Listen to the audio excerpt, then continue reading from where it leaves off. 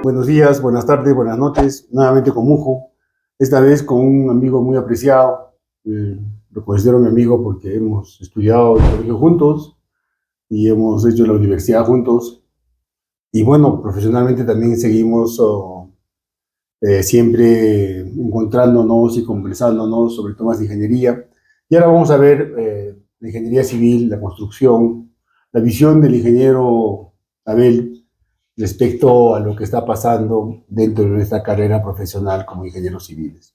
Bienvenido, Abel, un placer presentarte y gracias por la invitación. Comencemos contándonos un poquito tu breve historia desde niño.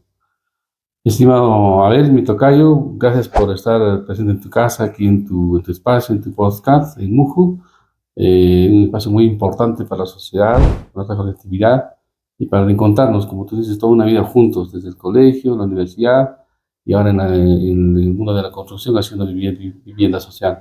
Es un gusto visitarte y saludarte, estimado Abel. Gracias, Abel. Entonces, ¿cómo fue un poco tu niñez? ¿A qué colegio fuiste? ¿Cómo comenzaste esa experiencia? ¿Cómo llegaste a la ingeniería civil? ¿Qué experiencias de colegial tienes? ¿Te acuerdas? ¿Cómo era la vida de estudiante en nuestras épocas? Mira, recordar es volver a vivir, como dice, ¿no? Y qué bonito que en estos primeros momentos pueda recordar esa etapa de mi infancia. Pues yo estudié en el colegio Humberto Luna, está ubicado en la Avenida Centenario. Vivía en la calle Pumancurco, en San Cristóbal, así que ir al colegio todos los días era desde San Cristóbal hasta la Avenida Centenario y volver y recordar esas aulas lindas de Humberto Luna, recordar en la etapa primaria a mi profesor, Edgar Fernández Vaca. Estudié en el Colegio Humberto hasta el segundo de secundaria y en tercero me fui a Colegio de Ciencias donde compartimos la secundaria contigo y terminamos el colegio en el año 79.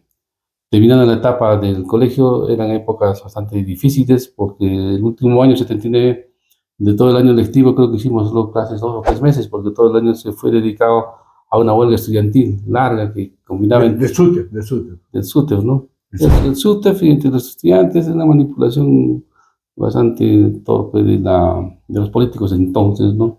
Son pretextos de reivindicaciones sociales, estudiantiles, baja de pasajes y épocas finales De la de la dictadura. dictadura militar claro, en ese momento la Asamblea Constituyente se constituía como una nueva etapa, ahí nuevamente la democracia, pero éramos una generación sin destino, así que logramos ingresar a la universidad a estudiar ingeniería civil.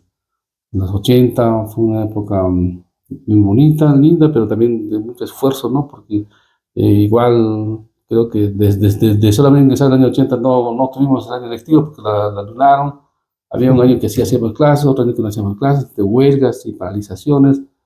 Terminamos, en fin. Y sí que yo me siento grato haber estudiado en Botoluna, en el Colegio de Ciencias, en la Tricentenaria de San Antonio Abad y esta carrera tan linda que es de Ingeniería Civil.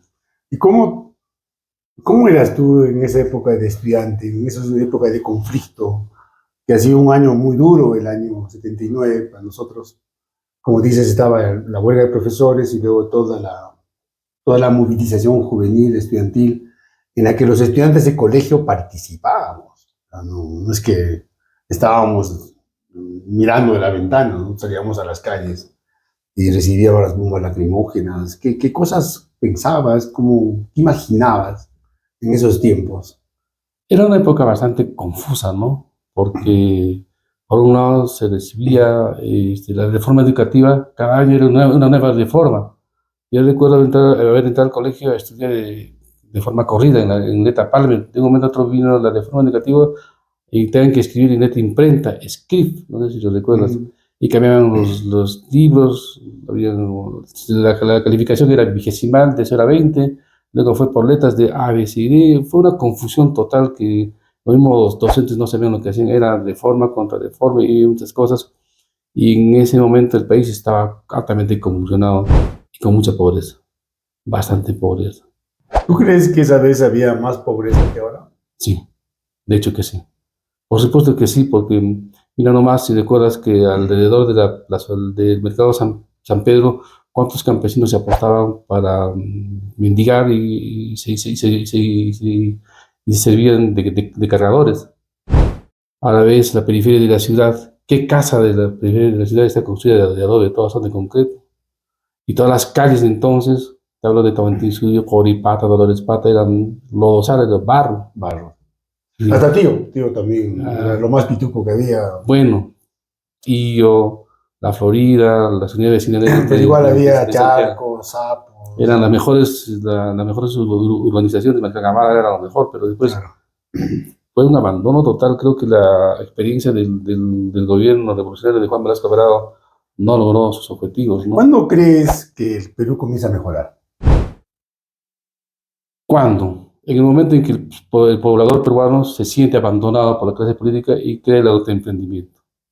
No podría decir gracias a tal cual presidente, pero creo que ha sido la autodeterminación de la gente de saber que esta es mi vida, esta es mi historia, estas son mis hijas, esta es mi familia, y tengo que autoconstruir mi vivienda. Tengo que hacer faenas por tener agua potable, desagüe, electricidad. Tengo que hacer mi pequeño negocio para sobrevivir. El autoemprendimiento es lo que ha cambiado la vida y eso nos ha obligado, después de haber vivido esta crisis de los 70, con Velasco Alvarado y Morales Bermúdez, después la violencia política con Sendero Luminoso, el MLTA, que más que aclararnos en conceptos, en ideas, nos ha dividido y nos ha confundido, porque que algo bueno hemos sacado, simplemente la resiliencia del pueblo peruano. ¿Y qué piensas del gobierno de Fujimori? Creo que cumplió su papel histórico de poner las cosas en orden. Y es que las personas que se dicen altamente pensantes, la dirigencia de la clase política, sindical, dejaron gobernar. Porque recordarás los 70, los 80, y ahora mismo, pues, todo el mundo tiene razón. No hay un espacio como ahora que estamos conversando, en la clase política y la clase dirigencial, no hay un espacio de tolerancia. Entonces tuvo que venir Fujimori en un estado casi dictatorial y poner orden y disciplina. Porque estábamos viviendo en un país de caos, de huelgas. Para ti es un poco el mérito de Fujimori por haber puesto orden y disciplina. En parte, pero también la población, después de la experiencia del primer gobierno de Alan García, recibía espacios de hiperinflación, donde tu salario del mes, digamos ahora en 3 de mayo, un salario a fin de mes se reducía a un 20% de su capacidad adquisitiva. Entonces teníamos que ponernos en disciplina y pedir y a ver desde la sociedad cómo contribuíamos. Tal es así que ese último paquetazo que dio Hurtado Miller, dio su mensaje, Hurtado Miller, algo así como que Dios nos acompañe, y nos invocamos a Él y a la fuerza del común de la gente a poder vivir en forma austera y en forma creativa. Fueron varios espacios que Fujimori pudo capitalizar en su primer gobierno y la población asumirlas también, porque no nos quedaba otra. Ha sido un remedio bastante interesante para que el Perú comenzara a cambiar. Como verás, el remedio estaba dado ya. Ya Mario Vargas Llosa, que hace poco lo dejó, lo había dicho ya. Era necesario estabilizar al país con shock, comparar la hiperinflación, comparar la maquinita, con darle independencia al Banco Central de Reserva. O sea, cuando se despolitizó el Banco Central de Reserva, fue el punto de quiebre y nos dio a los pobladores, a la sociedad civil, la estabilidad que nosotros hemos encontrado.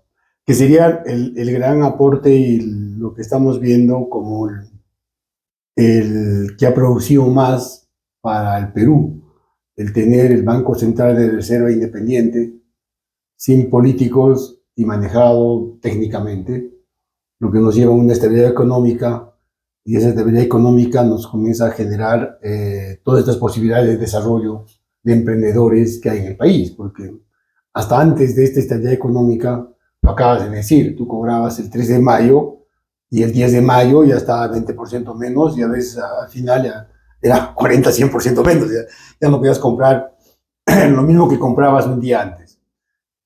Y yo considero también que son unos grandes aciertos de esta Constitución. Por supuesto, la Constitución, claro, hubo grandes avances con la del 79, y con la del 92, ¿no? Hubo bastantes avances, pero las normas políticas bueno, son perfectibles. La idea es estar perfeccionando cada vez más. Pero lo que ahora nosotros, el problema actual, si comparamos de atrás adelante, persiste, que es la corrupción.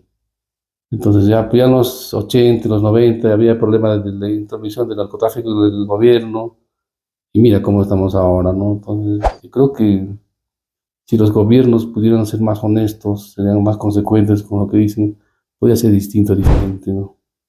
Creo que ahora también vivimos en una etapa un poco compleja, ¿no? Vamos a entrar a una elección con 43, 44 partidos políticos. Es una cosa de locos, ¿no? Una cosa realmente de récord de Guinness, ¿no? Tener tantos, no sé si habrá otro país en el mundo que tenga tantos candidatos para presidente como el que vamos a tener nosotros. ¿Crees que es el momento de que venga otra vez un tal Fujimori para que pueda remediar esta situación de caos que vivimos? Mira, la historia de los demás países no depende de los outsiders, ¿no? Sí se creen grandes líderes como Gandhi, que basta una sola persona para cambiar el mundo, pero tiene que haber personas que tienen una capacidad de liderazgo. Mira nomás la experiencia de Bukele, en un país inviable. Entonces, yo creo que tenemos que buscar entre el liderazgo y entre la cantidad de candidatos, ojalá alguien digno, ¿no? de poder dirigir esta patria milenaria, heredera de gran cultura inca y pre-incas y tantas. ¿Cómo no va a haber? Lo que pasa es que el ejercicio político se ha dejado a esta suerte de aventureros en la política y lo vemos desde los gobiernos locales cercanos hasta el gobierno general del ejercicio político. Es un negocio. Se ha vuelto un negocio. En el buen sentido y en el mal sentido también. Porque se vuelve el negocio, primero porque hay buenos sueldos.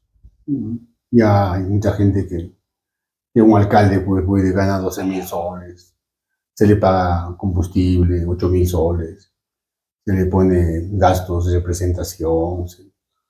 Y es un sueldo bastante interesante para alguien que gana 2.000, 1.000, y algunos como el gobernador que ni ganaban porque no pasaban ni mantención a su familia porque estaban desocupados. O sea, para un desocupado y alguien que no tiene un buen salario es interesante tener un sueldo de 8, 9, 10.000, 12.000 soles. Y si va al Congreso va a tener cerca de 30.000 soles de ingreso, entonces, fabuloso, ¿no? Desde el punto de vista decente. Pero ahí tiene otras oportunidades indecentes. La corrupción es una de las cosas que hay allá, que es grave, y eso hace pues de que sea mucho más rentable estar en estas posiciones de gestión administrativa y política de nuestro país. Pero bueno, es un tema complejo. Vamos a hablar un poco de la ingeniería. ¿Qué piensas tú sobre lo que estás haciendo? Cuéntanos lo que estás haciendo como ingeniero civil, tus emprendimientos como ingeniero civil, como empresario. Comencemos a conversar de eso. Muy bien, a ver. Sí, los últimos años nos hemos dedicado a lo que es la vivienda de interés social. Hacer viviendas en el esquema del programa Techo Propio para llegar a los sectores más básicos donde la población necesita viviendas dignas, ¿no? Entonces, hay un programa interesante de emisión de vivienda que viene desde la época de Toledo, inclusive desde la época de Fujimori a finales, que venía con un programa como la letra hipotecaria, no sé si recuerdas, donde el país había colapsado y construir nuevas viviendas era difícil. Y se hizo bastante desarrollo de mi vivienda. Y si muy bien hasta ahora, bastante población ha accedido a este tipo de viviendas. El gobierno ha entendido de que la promoción, que la actividad edificadora de viviendas no es el gobierno, ¿no? Porque los proyectos como ENACE, Banco de Materiales, FONAVI habían fracasado, ¿no? Y les da la responsabilidad de la actividad privada. Y es la actividad privada, como hace tu corporación, que hace edificaciones y los vende en un mercado de competitividad y a precios adecuados. En ese sector nosotros nos hemos segmentado en la vivienda de interés social y más en la vivienda rural. Creemos de que es importante satisfacer la vivienda de donde está la gente más necesitada. Creemos que las comunidades campesinas, las comunidades alejadas, deberían tener mejores condiciones de vida, porque nos quejamos mucho de que hay bastante migración del campo a la ciudad y vemos que el campo, de crecimiento poblacional el crecimiento poblacional es negativo y las ciudades no son capaces de resolver sus problemas como urbe, como ciudad. Entonces deberíamos solucionar en paralelo, ¿no? Crear mejores ciudades aquí en la capital, en las ciudades grandes como Cusco, como también en los lugares adecuados. Y nos hemos dedicado a hacer viviendas de interés social en las alturas de Ollantaytambo, Nopobamba, La Convención, Madre de Dios, con resultados importantes, donde las familias pueden acceder a una habitación urbana con agua potable, desagüe, energía eléctrica, su planta de tratamiento de desagües, calles amplias para poder desarrollarse, aportes de recreación pública, de educación, O sea, es todo un proyecto de lotización, sí, ¿no? De habilitación urbana. habitación urbana, que es importante, en el cual un terreno baldío, chacra, confluyen pobladores de los demás lugares, porque el tema de la ciudad, o sea, no es solamente el sitio o sea, el poblador andino es como migrante, tiene su centro de producción al lado de su chacra, pero cuando va a la ciudad y hace sus compras, sus mercados, no sabe dónde quedarse. Y los niños que quieren estudiar caminan 2 horas, 3 horas, y eso hace de que muchos, por mejor hacer, llevan a sus niños a la capital del distrito y el niño se desvincula desde su núcleo familiar. Entonces, esa es la propuesta que le hacemos de crear pequeños centros poblados alrededor de un colegio, básicamente, ¿no? Y el municipio podría hacer su posta médica, su campo deportivo y crear pequeñas ciudades. ¿Qué es el éxito de Jinping, del gobierno chino, ¿no? Que ha hecho de que ha creado modelos de grandes ciudades en zonas rurales y al costado fábricas. Es un modelo que debemos invertir y poder implementar, o sea, generar proyectos productivos. No creo que la solución sea que los del campo tengan que venir necesariamente a la ciudad, porque la ciudad no está preparada a tanto crecimiento. Bueno, la migración nunca es una solución, Sí, pero pues, se tiene que dar también. se da por necesidad, porque como hablábamos en antes, el poblador peruano se acostumbra a poder resolver en sus manos su futuro. El Estado ha abandonado la capacidad de planificación de desarrollo de ese poblador, que se las juega, ¿no? Con toda su familia y tiene que emigrar a una vida aspiracional del campo a la ciudad. Los que están de Cusco van a Lima, los que van a Lima van a Estados Unidos. Es una tendencia aspiracional, pero debía ser orientada, ¿no? Debidamente orientada para que estas transiciones sean programadas y sobre todo para que la población estudiantil tenga una adecuada educación, porque en este sistema disfuncional, disrupto, los víctimas son los jóvenes que no tienen una adecuada educación, porque van migrando de un sitio a otro sin ninguna orientación específica.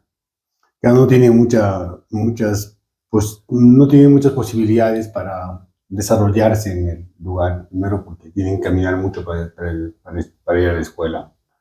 Es verdad, caminan 1 hora, 1 hora y media de ida y de vuelta. Los niños caminan 2, 3 horas para ir a la escuela. Con desnutridos, con baja alimentación, con todos los problemas que hay. Una casita, que es una casita, una chocita, sin condiciones. La situación es crítica, ¿no? Y este programa de techo propio ha ido apuntando bien. ¿Y cuánto cuesta una casita en techo propio? En zonas rurales hemos logrado financiar proyectos con 70.000 soles, pero ha habido oportunidades en que Ollantaytambo, por ejemplo, hemos hecho una alianza estratégica entre nosotros, la comunidad campesina, el municipio, la comunidad dona el terreno se vuelve costo cero, son solamente los gastos de habilitación urbana, el municipio pone sistemas de agua potable, desagüe, de energía eléctrica, y el promotor inmobiliario construye la casa. Entonces ese costo de 70.000 reduce pues a 30.000, 40.000 soles, drásticamente. Claro. Y con el valor del bono se podría hacer. Es un modelo de gestión que hicimos en Ollantaytambo, y Madre de Dios, fue bien, pero sería conveniente que sea difundido, ¿no? Porque hay que hacer esfuerzos focalizados. O sea, a veces a la empresa privada se sataniza demasiado y la empresa es, mejor dicho, el Estado es bien lento, entonces le quieren el dinamismo de la empresa privada. Sí es tan bueno el proyecto, realmente es barato, ¿no? 30, 70 mil soles, incluso es económico. Ahí hay un bono, al final el poblador va pagando menos del bono, lo puede pagar en 20 años, ¿no es cierto? Lo puede pagar en 5, 10, 20 años. La idea es muy buena. ¿Cuáles son los problemas? Los problemas que veo ahorita básicamente es en las municipalidades la capacidad de planificar el suelo del terreno. En Cusco, por ejemplo, no hay un solo proyecto de techo propio. El último que hice fue en Huayrapuncu, en época de pandemia, hace 4 años. Pero no puede ser techo propio por un terreno que cuesta 300, 400, 500 dólares el metro cuadrado. Es imposible. Claro, es solo un terreno de 100 metros cuadrados son 50 mil dólares, ¿no? Entonces, la población del sector DIE no tienen Una opción de vivienda digna. son inelegibles. Entonces, ¿qué tienen que hacer? Acudir a los traficantes de terreno, invadir zonas de pendiente alta de terrenos, como estamos viendo en la periferia. Una periferia, Entonces, lamentablemente, para ellos, el costo del terreno se incrementa 10 veces. Una vivienda social que debía costarle tranquilamente 70.000, ellos lo logran pagando 700.000 soles a 1 millón y en 15, 20 años. Claro, porque sin considerar trabajo de faenas, cuotas, aportes, trámites, Todo lo tortuoso que es para la población. festejar a cada regidor, a cada alcalde de turno que se tiene que ir festejando cuando llega, cuando al año, al siguiente año, antes de que se vaya, para que vaya avanzando el proyecto. Desde la campaña. Desde la campaña, es una cosa de locos. Entonces, el gran problema de techo propio en el Cusco es la poca claridad, honestidad, decisión, lucidez, inteligencia de los alcaldes y honestidad. Porque acá no pueden hacer negocio. Claro, es un programa interesante porque el subsidio habitacional no va pues a las arcas municipales. No es un dinero que lo administra el municipio. Tal vez eso desincentiva a los políticos que hacen negocio de su función, pero creo que los municipios están obligados a desarrollar y planificar. Mira nomás ahora cómo estamos, el aeropuerto internacional de Chincheros. El año 2019 me parece que el municipio con el Ministerio de Vivienda hicieron un plan de desarrollo urbano que ahora ya ha desfasado, Ha colapsado. ha colapsado y los traficantes de terreno ya lo lotizaron, ya han urbanizado y con secciones de vía de calles angostas, sin aporte. Frentes de lotes de 5 metros. ¿Cómo es posible, no? Entonces, el municipio debía tomar su rol protagónico de planificar la ciudad y eso es Y también de autoridad, porque tiene que tomar una posición firme frente a los traficantes de terrenos. Sí, pues ante la necesidad del pueblo emergente logra comprar terrenitos en acciones y derechos, sin documento, sin aportes, sin servicios básicos de agua potable, de desagüe, sin transporte público. Y mira cómo está creciendo nuestra ciudad. Sí, es un llamado de atención que hacemos a nuestras autoridades locales y a los profesionales que están en las funciones de desarrollo urbano, ¿no? Arquitectos, ingenieros, que debemos tener una nueva corriente de esforzarnos en la planificación. Creo que los municipios se dedican más a hacer obras de concreto, a hacer obras que les aplaudan, pero la parte principal es la planificación urbana. Que tiene que ver con la calidad de vida de los ciudadanos. Pero a ellos no les interesa más pavimentar calles y repavimentarlas. Como quien dice, premiar al informar, al traficante y formalizar haciendo sus escalinatas de gradas, pavimentaciones de calles. Mira cómo está Alto Cusco. Que podría ser un gran bolsón de ser urbano y es un desorden, ¿no? Solamente acceder allí es difícil. Pero en fin, es una gran tarea que aún queda. Ojalá que las siguientes autoridades pudieran hacer algo y sobre todo en los profesionales, ¿no? Que están a cargo de las importantes oficinas de desarrollo urbano. El proyecto Techo Propio y el proyecto Mi Vivienda han demostrado de que el tener a la empresa privada como el soporte de inversión ayuda mucho a resolver un problema de vivienda, que es uno de los problemas más grandes que tenemos, ¿no? No sé si tienes alguna estadística de la necesidad de viviendas que tenemos en Cusco. Cuando hicimos el año 2018-19 se tenía una necesidad específica de 35.000 viviendas básicas. Estimo que ahora esté por los 60.000. 35.000 viviendas básicas. Debe estar ahora, 60.000. ponle a 50.000. Sí.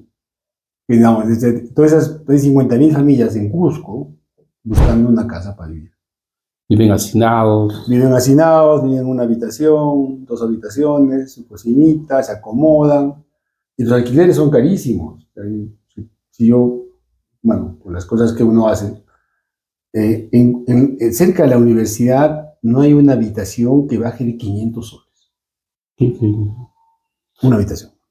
500 soles mensuales, y con el techo propio, con una cuota mensual de 600 soles, agregarían. Y si tienen 2 dormitorios, su salita, comedor y su cocina y baño. En un área mínima de 40 metros cuadrados. Un área mínima de 40 metros cuadrados. Sí, pues es que también las áreas populares que tenemos acá en Cusco tienen parados urbanísticos de solo 2 pisos de crecimiento. Que es el otro gran problema. Vivimos en contra de la realidad. Claro, nuestra planificación va a espaldas de la realidad. No solo por lo que se está haciendo, también por la necesidad. No es posible que en la avenida Collasuyo sigamos pensando en un edificio de 5 pisos. Y la práctica lo hacen de 8, de 10. Pero el que hace un proyecto de techo propio, un proyecto de vivienda, no puede salir de los parámetros. Estamos obligados a cumplir los parámetros municipales, porque el Ministerio de Vivienda nos exige, sobre todo en cumplir la cuota de estacionamientos. Hoy día has visto cantidad de autoconstrucción que se hacen en edificios de 7, 8 pisos, sin estacionamiento, y los autos pasan en la calle. ¿Quién controla eso? El colapso de la ciudad. Las calles son angostas, los edificios son altos, con muchos departamentos. Al final, pues las calles se convierten en estacionamientos casi en todo lo que es el perímetro de la ciudad de Cusco. Y a los formales les obligan a que tiene que haber estacionamientos. Hablando de esto, a ver, te pregunto, ¿cuándo ha sido, o qué proyecto importante qué municipio ha hecho proyectos de aporte de estacionamiento público, estacionamiento vehicular? ¿Alguna vez a Valencia le escuché hacer un proyecto de estacionamiento vehicular en el subsuelo de la Plaza San Francisco? ¿Qué proyecto importante has escuchado hablar? No les interesa. No les importa. Pero sí hablan del colapso de la... Y pintan las calles de amarillo, todas las calles, porque nadie estaciona. No, en verdad, el alcalde de Valencia fue el único que planteó esa necesidad. Y el alcalde de Valencia fue hace como 20 años. Sí. Y no es más. Entonces, esa es has tocado un tema que muestra de manera así categórica, sin mucho ejemplo, cómo los alcaldes que tenemos no tienen ningún poquito de visión y de compromiso con la ciudad. Y no solo eso, sino tienen una posición altamente teórica, altamente ilusa, de que solucionarlo, en Cusco lo han solucionado con peatonalizar la ciudad. Entre comillas. No, pero con eso no es necesario. Entonces, es vivir de espaldas al desarrollo de una ciudad. Pero bueno, puedes peatonalizar 2 calles en el centro, pero no puedes peatonalizar pues Huancha, no puedes peatonalizar San Sebastián, ni Santiago, ni San Jerónimo. O sea, eso es imposible. Eso no es ningún tipo de solución. O sea, para el centro podría ser, pero tiene que ir acompañado de un programa de transporte masivo, elegante, decente y estacionamientos. Tenemos infraestructura ociosa.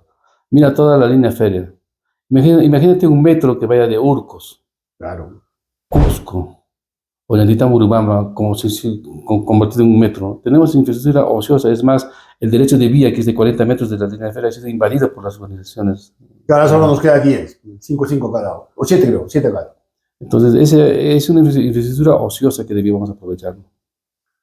Y es importante que hablemos de la infraestructura ociosa, que has tocado un tema interesante. Tenemos los estadios de fútbol, que hemos invertido un montón, que se vuelven ociosos. Tenemos la cancha de la universidad allí que los profesores van a jugar. Yo, cuando todavía estaba de docente, iba a jugar ahí. Una cancha que cada vez estaba peor, pero bueno. Está la cancha, es un tremendo espacio. Tenemos el estadio universitario, el estadio Garcilaso, que le hemos puesto tribunas. Solo es para que juegue el Cienciano y eso paga, eso no es gratis. Tenemos el terminal de tren de San Pedro, lo que acabas de decir, el terminal de Huancha. Si sumamos esos espacios, son muchas hectáreas. Y si le ponemos valor económico, son cientos de millones de dólares, que son absolutamente improductivas. ¿Qué plantearíamos aquí? Mira, es muy simple como la experiencia de mi vivienda. Que dejen la actividad privada invertir en infraestructura social. Ya que los municipios no tienen carencias en planificación, ¿quién tiene empresa privada? Sea nacional, extranjera, y que puedan hacer obras por impuestos, o en todo caso las famosas APPs, asociaciones Yo público-privadas. pienso que por ahí puede ser una buena alternativa, ¿no? Entonces, y estas, las actuales leyes de obras por impuestos y las de APPs debían ser contextualizadas y modernizadas para que la empresa privada pudiera ingresar. No sé por qué la sociedad ve la actividad privada como una cuestión negativa, no sé, peyorativa. Y en Cusco es más. Sí. Pero en Cusco, mira, gracias al programa de vivienda, ningún gobierno ha construido tantos departamentos como se han construido con el programa de vivienda. Yo he hecho unos cálculos hace como 4 o 5 años, hice un análisis de cálculos, y se invierte en Cusco, se invertía en Cusco, supongo que ahora es mucho más, 100 millones de dólares al año para hacer proyectos inmobiliarios. Si tú, antes del programa de vivienda, las unidades vecinales como Zarumilla, Marcial Gamarra, Tío y el de Santiago eran los modelos maravillosos. Ahora tú ves todo Huancha, todo la Lapa, el Sí. Cusco, Magisterios, todo Cusco. Todo el Valle de Cusco, todo el Valle de Cusco. Tienes un montón de edificios y condominios y departamentos y departamentos y departamentos hemos resuelto. Yo no sé si los políticos son muy tontos, muy ignorantes, que no ven que eso es una contribución de la empresa privada. Yo creo que los estacionamientos deberían pasar por lo mismo. Debería ser declarado como una necesidad social y resuelto por empresas privadas. Decía, señor, usted invierta y usted lo recupera o vendiendo o alquilando. Algunas veces puede ser vendido el estacionamiento y algunas veces solo alquilado. Entonces el inversionista va a tener que jugar su plata para hacer estacionamientos en estos espacios que están ociosos, además de los parques. Yo veo la Plaza Tupac Amaru. Sí, el subsuelo de esas plazas, el subsuelo. Hay Vecinos. No hay árboles, solo veo piedritas. Fácil, ahí puedo hacer un par de sótanos, 3, 4 sótanos. 5, 7 sótanos tranquilamente. Tranquilamente que la empresa privada, la ingeniería lo puede resolver. Exacto, esa es la idea de que la sociedad confíe en sus empresas privadas y fortalece. Y aquí en Cusco hay bastantes empresas privadas que podrían asumir ese rol. Y porque no solamente la creatividad y la competitividad de las empresas privadas puede ayudar a generar, a resolver estos problemas, sino que también contribuye económicamente porque paga el IGB, paga su renta, ocupa mano de obra calificada, en planillas, con toda la formalidad. Exactamente, ¿no? Esa es puede ser el resumen de nuestra conversación, Abel, de que el tema de estacionamientos ya debería ser visto la solución con el modelo techo propio, con el modelo vivienda, con la acción del capital privado. Porque las municipalidades cada vez tienen menos dinero porque tienen mucha burocracia y son proyectos que tienen que ver con temas productivos.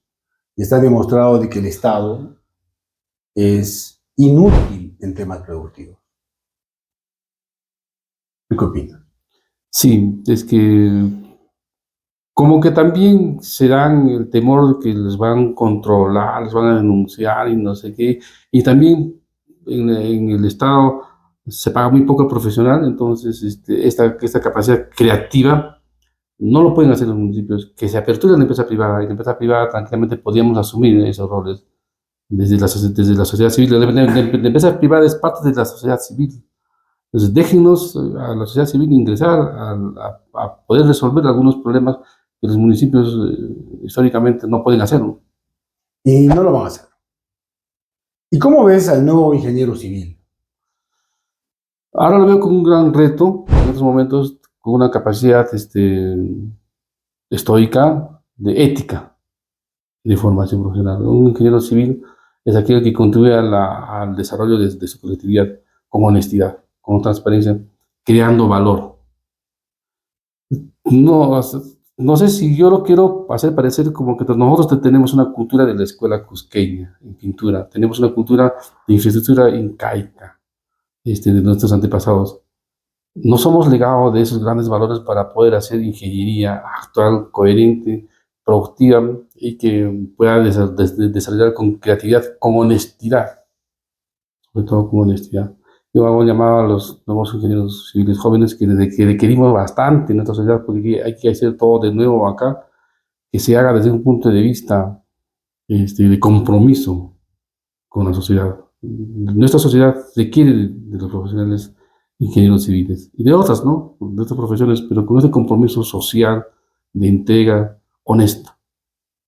Sino un poco que estamos aflojando en valores, pues, según que vayan llegando las promociones. Porque se está viéndose que quien gana más económicamente, se puede ganar más, pero dándole valor. Es importante el tema de la formación ética y moral, que las universidades están dejando de cumplir ese rol importante de crear compromisos de valores. Sí, pues, es un llamado. Voy a ver, se fue el tiempo. Muchísimas gracias. Si tienes algún mensaje para nuestros colegas y futuros ingenieros que también nos ven. Bueno, gracias por esta oportunidad de conversar contigo, ha sido muy grato. Nos queda pues apostar por nuestra generación, por nuestra sociedad, que tanto nos requiere, y a trabajar más. Claro, y a fomentar más proyectos techo propio, señores. Es una alternativa muy buena para, para resolver los problemas de pobreza, de malas costumbres de vida, de viviendas en nuestros distritos, en nuestros pueblos, porque este proyecto es para todo el área rural y también urbano marginal. Así que a los directivos de nuestro país, de nuestra región, pedirles que promocionen un poquito más el techo propio. Que nos den espacios para poder construir estas viviendas, porque la población lo necesita para darle una vida digna, un espacio seguro. Lo único que requiere una familia es un punto de apoyo nada más, una pequeña vivienda donde se pueda desarrollar. Después se van a desarrollar de la mejor manera. Que tengamos normativa, espacios públicos, que se adecúen, que se mejoren los planes de desarrollo urbano, que está a cargo de las municipalidades. Y cuando no pudieran ellos, que acudan a la empresa privada, que con gusto, mediante los gremios CAPECO, ACI, grupos inmobiliarios y muchos, podríamos aportar tranquilamente a los municipios. Así que estamos dispuestos a servir. Gracias, Abel. Muchas gracias a todos los de Muju. Buenas tardes, buenas noches y será hasta otra oportunidad.